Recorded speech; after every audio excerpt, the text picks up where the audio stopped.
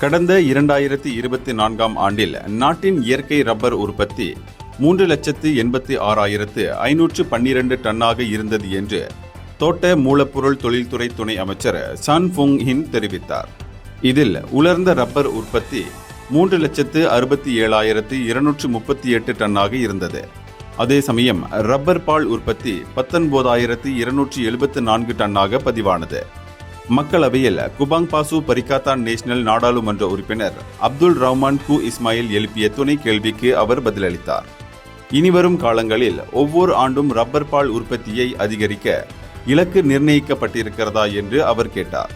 Malaysia உற்பத்தி செய்யும் இயற்கை ரப்பருக்கு மலேசிய இயற்கை ரப்பர் தரச் சான்றிதழ் உள்ளது என்று சான் தன் பதிலில் குறிப்பிட்டார்.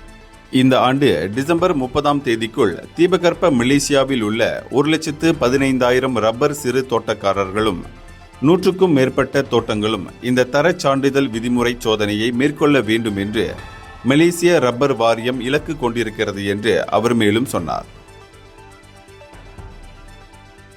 இந்தியர்களின் இதய குரல் மக்களோசை.